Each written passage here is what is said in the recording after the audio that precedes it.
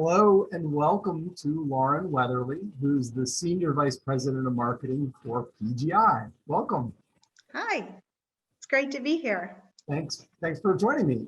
So I wondered if you could start by just telling us a little bit about yourself and your background and sort of your path.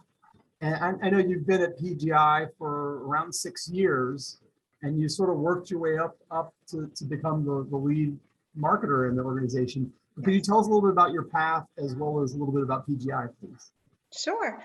I started my career in 2000, having finished my MBA, and I spent 15 years or nearly 15 years in my first company in telecom, going from a product manager to a director level employee within marketing, and really had great experience in terms of going from the solutions marketing role to sales enablement to channel marketing to what would be considered demand gen today, but on a smaller, less digital scale, and many areas in between. And being someone who's obviously quite dedicated to the companies that I work for, I was fortunate enough to have an individual come to me, with respect to PGI, and the PGI team did a great job of making it hard for me to stay put at my current role, and made the move to PGI. In fact, almost nearly 6 years ago, I've been getting my LinkedIn anniversary thing, congratulations. So that's been nice, and it's a good reminder of time. And since I've been at PGI, I did come over.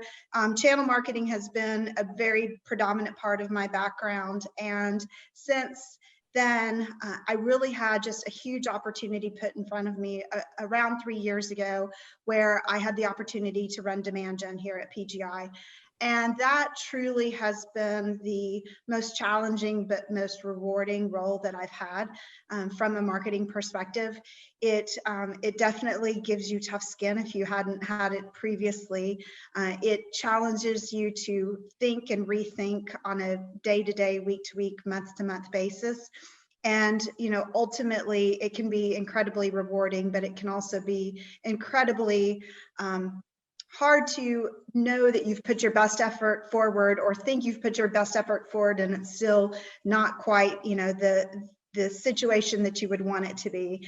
And I think really that time and effort at PGI is, the reason I now have had the opportunity to be asked to step into the SVP role. It is, it really gives you that opportunity. You have to look at marketing from an end-to-end perspective. You have to understand, why the product ticks and how it ticks, and why people are interested in it, to, how do you build compelling content around it. And then you have to understand the entire digital experience, the entire buyer journey, who your personas are. It just gives you all those fundamental building blocks that, really cover, the, marketing as a whole. And so, most recently had the opportunity to step into this role, and it's already proving incredibly exciting and rewarding. And I just couldn't be more thrilled to have my first opportunity at this sort of C-level space to be with PGI, and with a team of individuals that I am incredibly proud of, and just, enjoy working with. Great. So tell me a little bit about PGI. What is the product, and how does it work? PGI has been around for 30 years, but we were a conferencing company when conferencing wasn't, known in the space or realm that it is today. So we were one of the first audio conferencing companies. We invented reservationless conferencing. So, predating just not that many years back, probably 6 or 7 years back, where the normal way to get on a conference call is to dial an 800 number and have a PIN code. We were in that space, and we were one of 3 large players in that space. Since then, we've really evolved to become more of a online meetings provider. And in that time, we've, tested several market spaces and had, a lot of successes. We've seen our challenges, but most recently, the space in an acquisition that was made around 5 years ago for PGI was in the virtual events or webcast space. And that obviously, was a company that we saw, a lot of opportunity in, but certainly in the past year, that opportunity just, has created a new invention in the world in terms of online events, and in-person events in this new realm of hybrid events. For us, we've taken many events that were in-person events and we're now, managing them completely online and in a virtual space, and can do so in so many different ways. But at the same time, we know that that's not going to be the normal forever. And what we believe is that that hybrid space where you have both an online, a virtual component, as well as a live component is likely the go forward in the webcasting and webinar space. There are some meetings that are ultimately better to be done virtually than in person, far more cost effective, far more efficient. But for those that do need to go back to an in-person aspect, we do think there's a really nice path forward in terms of the hybrid space. And that's really our growth trajectory as a company for PGI. Great, cool. So what, as a marketer or as somebody that's relatively new to the C-suite in terms of the SVP role, what advice do you wish that you'd gotten earlier in your career, or what advice would you give a young person that's beginning their marketing career? I had a CMO that I worked for probably 8 or so years ago, and he had an incredible focus on EQ and really the topic of emotional intelligence and how meaningful that is to a person in their career. And it was something that was really eye-opening for me because he was being complimentary in the sense that I am, someone that, he saw as a high emotional intelligence individual, but I don't think that I really recognize that in myself or in others in terms of how beneficial and valuable emotional intelligence is. I think if for many individuals, intelligence is the measure of success in corporate roles and in leadership and the emotional and the EQ side of our intelligence plays such an amazingly critical role. And it really was a pivotal moment for me in terms of gaining confidence in myself and seeing something that I bring to the table that not everyone, necessarily can bring to the table in terms of, all of the characteristics that, sort of enable EQ. So that was something that, I would have loved to have known, earlier in my career. And so that leads to my next question, which is, what is your superpower? Is that your superpower? It lies close. Intuition. I'm definitely an individual that sort of as I'm hearing things and having conversations and engaging with people, I feel like I'm a very intuitive person, and I can see sort of beyond what's being said to me. It enables me to ask questions that maybe get to the next layer of things. But I would say definitely intuition. Excellent. So other than we're in the hopefully tail end of a global pandemic, as people are being vaccinated and heading towards hopefully at least a little closer to normalcy. So other than the pandemic and the downturn economically, what's been the biggest challenge that you faced as a marketer? I think it's staying above the noise. It's, we have been very fortunate with the solution that we have today. We definitely have a much more defined set of personas and use cases that we are targeting. And that helps us tremendously in terms of how we can be in the right place, the right space, in front of the right people. And the big one is at the right time. And, obviously we have a wonderful MarTech stack that helps us, make those decisions and be in those places and spaces. But it's staying above the noise. We have so much that comes to us on a day-to-day basis. Our attention spans are limited. We're managing so many things, in a pandemic-filled world. I said to somebody the other day, while I'm at home, working right now, around, the time that school lets out, all of a sudden I'm working, but there's, other things going on. And so our attention is even more limited. I'm fortunate that my son has been going to school. Many people are managing their kids all day long. And so it's just being able to be present for our buyers and be easy to understand for our buyers and just, just be succinct and clear.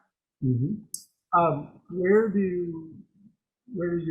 you and your team find inspiration?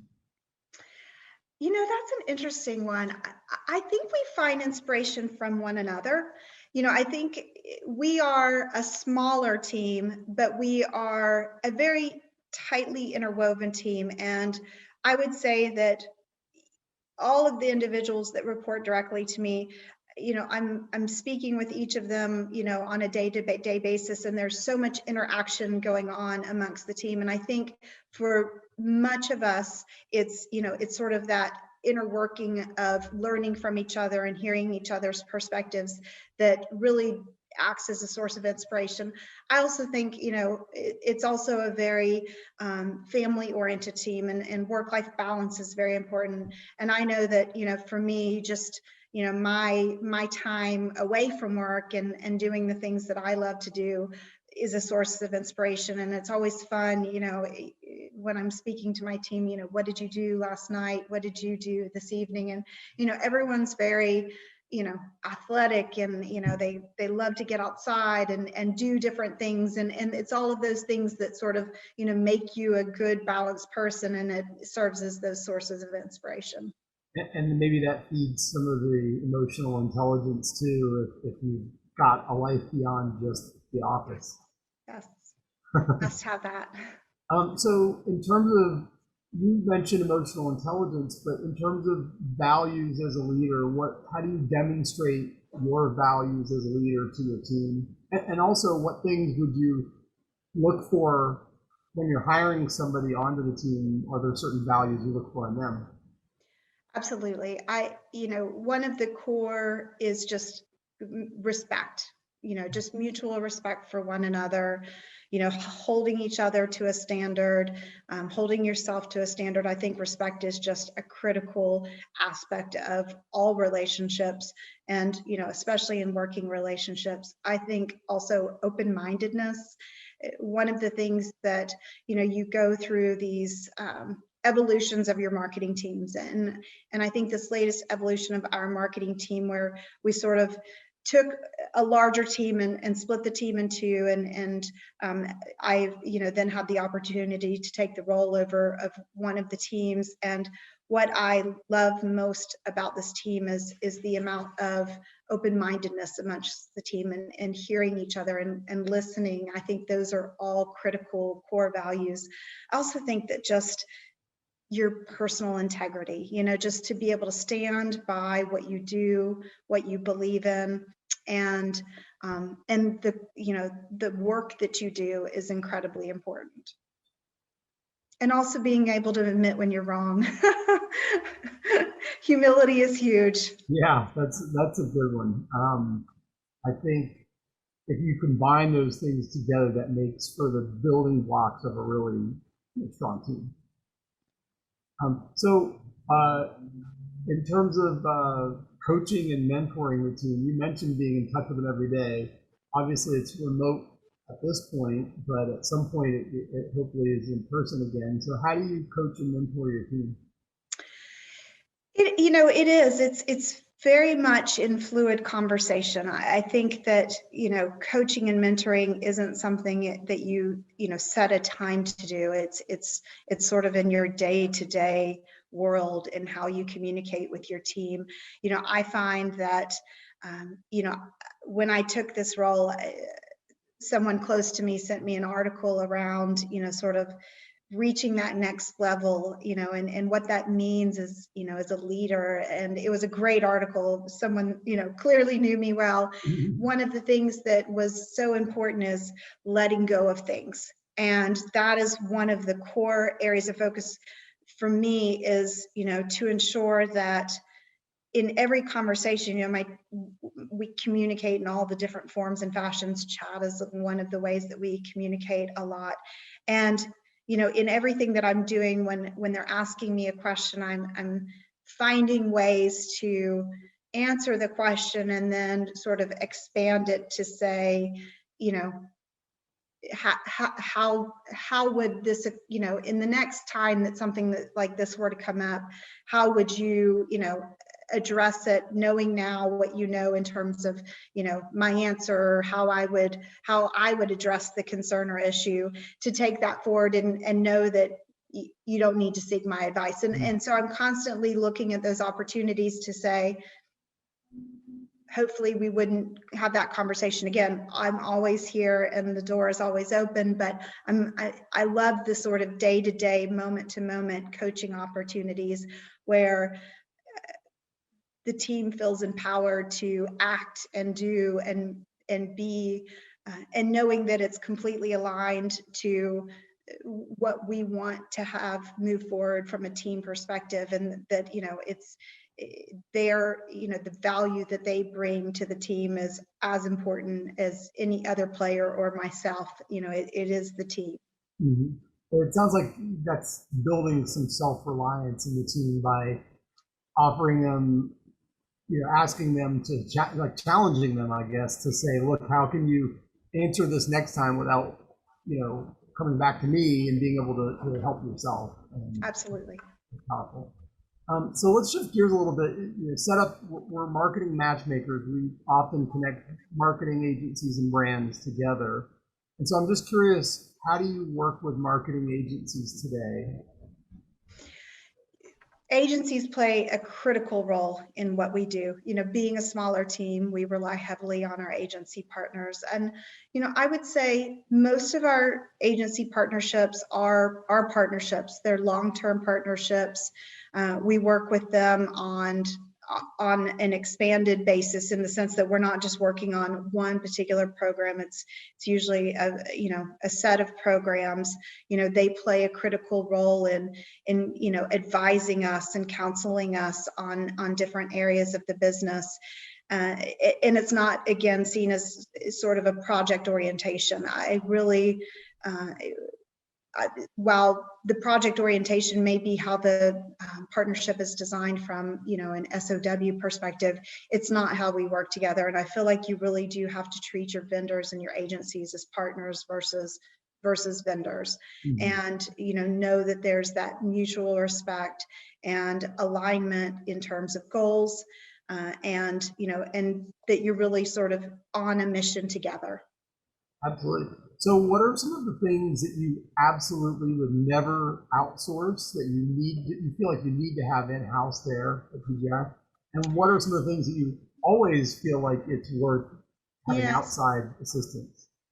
I would say that just core strategy, you've got to have really good people that can come together and design, the core strategy and the core focus of specific areas of the teams. And that's where I don't think that you can outsource that to someone. You can take, sort of fundamentally what is an area that you need to grow and expand upon, and take that strategy and start to work externally. But I think just the core sense of value, the core sense of strategy, the core sense of who we are and who we need to be and what we need to achieve, you can't rely on an outside vendor to dream that or derive that for you. I think that has to come from your internal components. And then what are some of the things that you feel like you always benefit from outside perspective? Absolutely. Areas like content and creative, I think that the ability to develop and spend the time and the just not everyone's a creative soul, not everyone's a writer. And that is a truly unique set of skills, to be a great writer and to be able to, take in a bit of information and then go and write a beautiful ebook or whatever the case may be. And that is an exceptional talent, and I think that that is something that's reserved for certain special individuals in the universe. And I love outsourcing content and creative. It comes from very personal interactions with our team, but the actual execution and writing, I think, belongs in the hands of very capable people. And it's hard to keep an individual, I think, in-house that really has that capabilities. I think, the universe is, full of people that need those talents. And so it's often, we've tried to have, in-sourced content writers, and it's hard to keep them for a long time. Yeah. So when it comes to choosing new agency partners, or even, I guess, just keeping an agency partner over time, what are the traits that you're looking for in an agency as you're thinking about hiring a new one? Sure. Enthusiasm is, I think, the first thing that comes to mind. I really enjoy working with partners that you can tell they love what they do, they're enthusiastic about their business, and you can feel it in that interaction. And I think that's another aspect, is just feeling it in the interaction. When I'm introduced to new vendors, I can fairly quickly assess what that working relationship will be like, just upon those, initial dynamics. And so I think that it's such a soft aspect and, an emotional aspect of the partnerships, but you have to these are people that have a great influence on your business. You have to like and appreciate and respect what they do. And so, I think that that's a big thing, is just, all of the characteristics that are important to me and that I see in myself and that I hold myself to, I would do so the same for vendors. And I rely heavily on recommendations from people who I work with, who I believe have achieved and succeeded and done wonderful things. And when they say, oh, I'd love for you to talk to this vendor that I worked with at a previous company, I'm so happy to do so, because I know that they're like-minded and they're seeking out the same type of partnership. In terms of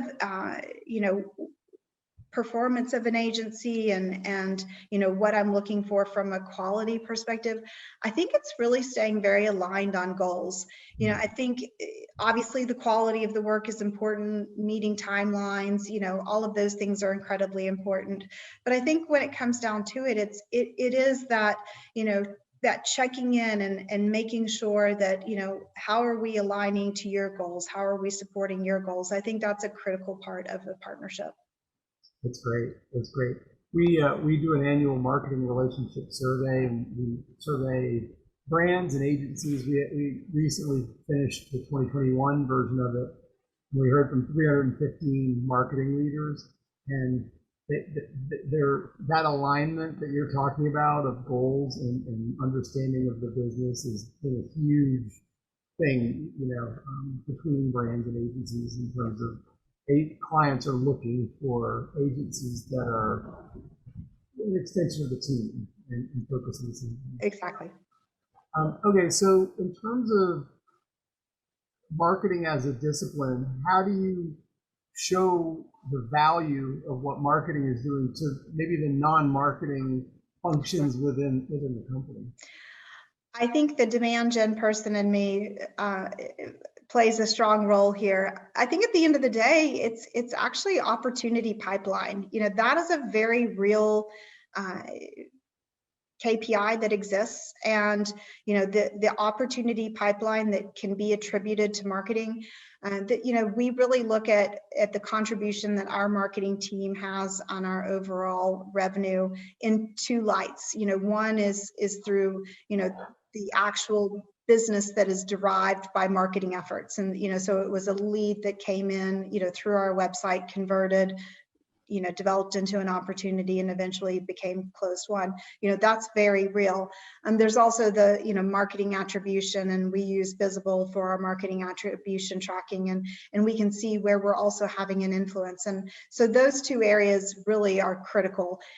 But I do think it's very measurable, and I think that it brings an organization closer to marketing when they can see, a real KPI and a real component that goes beyond sort of website statistics or, other brand awareness statistics or survey components or that sort of thing. When you can say we've contributed this amount of pipeline to the overall pipeline that exists in the business, that's something that the whole company can really appreciate about marketing and see why there's a significant investment. Mm-hmm. That's great. So is there a specific campaign or program that you have been a part of that you're particularly proud of? It could be recent or it could be a while ago. There's a couple of programs that come to mind. When I was in more of a sales enablement function, one of the areas of responsibility that I had was incentives. And developing sales incentives is a very unique area of marketing to focus. It can be very challenging. It can be very expensive without a lot of reward. And I think, over time, I did it for many, many years. And I think over time, we really found a systematic way to develop incentive programs that truly paid when there was success and did not pay when there was not success. But that, it's funny, you would think that would be fairly straightforward, but it was something where we found that magical moment, and then we sort of went into a rinse and repeat mode to a certain extent, while certainly making the creative interesting and different. And that was something that I really found to be meaningful in my career. Also, when I was in solutions marketing, and I think, if I retired and, wanted to just do something marketing oriented, I think it would be in the product marketing, solutions marketing realm. I just love that area of the business, and getting under the product and understanding it and figuring out how sales would want to position it and how a customer would want to learn about it. And this was back in telecom and in the days that we were selling these MPLS networks. So this is when voice started going over the internet, so for the first time you were taking your voice calls over the internet. And so you were sharing that bandwidth. And I, would find unique ways to develop, our product launch presentations around those solutions. And I had developed a burger with condiments, and I explained how the concept of HOV lanes, in a city like Atlanta, where obviously HOV lanes play a big role in helping people understand traffic and difficult technologies. And I love that sort of thing. I love being able to break down something very complicated and putting it into a digestible manner. And I, that's something that I really love. So it's not necessarily as campaign oriented, but it's, it's still those sort of core marketing activities that can have a big impact. I have one curveball question for you, which you mentioned earlier, MarTech stack and figuring out the MarTech stack. And actually, I'm friends with one of your predecessors who led marketing. Jeff Perkins was there for a while, who used to talk about that he would go to IT and ask for solutions to be implemented, and they had often a long timeline to implement just because of workflows and things like that. And he talked about kind of the democratization of marketing technologies, how you could just slap down a credit card and get chat on the site, or get a new MarTech solution. So I'm just curious how you leverage marketing technology today, and how that's changed probably in the last 6 years even that you've been there. Absolutely. So I mean, and whether it's a good word or a bad word, we've really sort of segregated the MarTech stack from IT.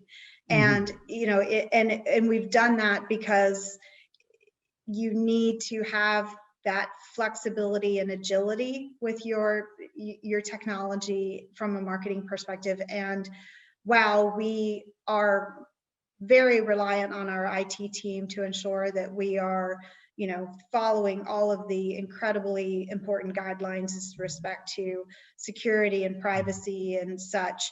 We have, really taken that aspect of the technology and brought it into the marketing realm, and have, a leader over marketing ops, and we oversee all of the relationships and all of the critical components of that tech stack, so that we can be as agile as we need to be. Mhm. It just, certainly I have huge respect for our IT team, but moving quickly, as Jeff said, it's not one of the areas of expertise, and it's not easy to do. And so being able to look and, we, for example, in our marketing automation, we sort of took a completely different approach 18 months ago, moving away from one marketing automation tool to another. And we recognized that we now needed a couple of plugins that we hadn't had previously.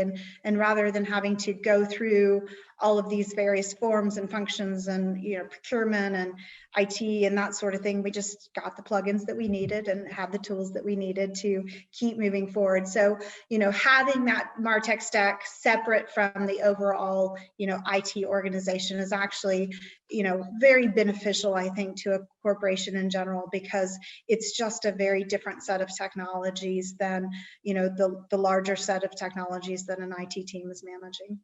Yeah, and I think maybe that also allows IT to focus on those bigger, Yes. ERP initiatives and things like that, and they don't Absolutely. get bogged down with hey, Lauren and the marketing team has a need for some small tool that you could do yourself. You don't need this IT support to really implement it. Absolutely. All right, so I have some fun questions for you. These are fun. Yeah. So the first is there a quote or a book or a band or a movie that inspires you? So this is the girly girl in me, but it was a book that I was introduced to, I think, gosh, probably 20 years ago, maybe 19 years ago. It's The 5 Love Languages. It was a book at the time, was not very well known. It was actually written by someone's father who had worked for my dad. So essentially this woman who worked for my dad gave it to me, when I was a very young adult. And she just, obviously was thrilled that her dad had written this book, and, had no idea the overwhelming success that it would have, and, how it comes into, conversations, now. But it's just, it can apply to everything in your life, all of your relationships, not just, your partner, but your children, your coworkers, your friends, everyone in your life you can really relate to. And that's how I think I engage best with my team, is I know that each person that works for me is a very different and unique person, and what matters to them in our engagement is very different from the next person's. And so how we work together and what our conversations are like and how much time we spend on one, bit of the business versus, talking about each other's, our kids and that sort of thing. It's just, it can be applied to everything in life. And it's really just, it's something that I really kind of live by. We wrote a blog post, a couple years ago about the 5 marketing love languages. So I'll have to send you that. Specific marketing love languages. They were sort of like, how do you fall in love with the client, the customer, and how do you get the customer? Sort of like that. But I love it. I love it. Okay, so where do you find your greatest joy outside of work? Definitely anything athletic, and obviously being with my family and my son. My son is a very athletic child. He's 13, and he keeps me very busy. My fiance is also a very athletic person, and when we were first together, he said, would you want to go on a bike trip to Italy? And I said, sure, that sounds interesting. He said, well, we'll be biking through Tuscany. I said, okay, cool, that sounds great. went into it probably completely unprepared, but we literally cycled through Tuscany. And if Wow. you've seen Tuscany, there's a lot of uphill and not a lot of downhill.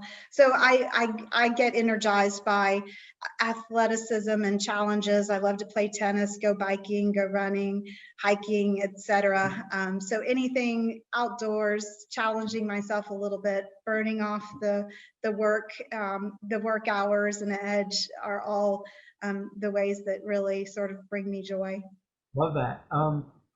What's a brand that you admire that you've never worked on? Yeah, what's the brand you most admire? I think one that I really have to say is Netflix. And they've, they're kind of like PGI in the sense they've been around a lot longer than I think people might recognize, but they so adeptly, evolved over time, and the technology that they have built is really amazing to be constantly, in a house with, 4 people, you can be in each person's profile, and it's truly different, and what's trending for that person and what's being served up for one person is so different from the other. And, that reinvention and that ability to really be aligned and understanding your customers and making their life easier to interact with you is I think pretty cool. So Great. that's one that comes to mind. They also have mastered the psychological principle of when the show ends, it immediately starts the next show, and it's hard to put down. It's hard to put away. Yes. Smart. Yeah, we are known in this house to say, wait, stop it before something else plays. Right. It's time to go to bed. Very smart. I love that. Okay, so I have one final question, which is silly. What's a fictional story or realm in which you would most like to live? So I'm always, this is something that comes to my mind, when I'm coming off of a weekend, so it's good that it's Monday. But, when you're thinking about this and like, what did I watch this weekend? And I watched The Sound of Metal this weekend. And if you haven't seen it, it's definitely a movie about an individual overcoming, an incredible challenge. And I think that's where I would want to live, because I get so much motivation and just sense of balance, in terms of, when you kind of get into, especially in the pandemic world, you kind of get into the, oh gosh, this world needs to just get back to normal. And, it's that reckoning of realizing all of the challenges and survival stories and how people overcome these incredible obstacles and barriers. And I think I'd want to live in that sort of zone where I'm put in a place where it reminds me to be, that my 2 feet are on the ground, that all is well and healthy and safe and stay very balanced there.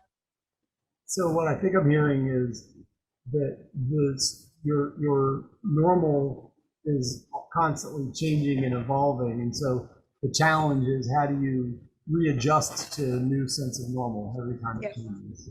Absolutely. Awesome. Absolutely. Love it. Perfect. Well, Lauren Weatherly, the Senior Vice President of Marketing for PGI, thank you so much. This has been an amazing conversation. Well, thank you very much. I really appreciate it. It's been a pleasure.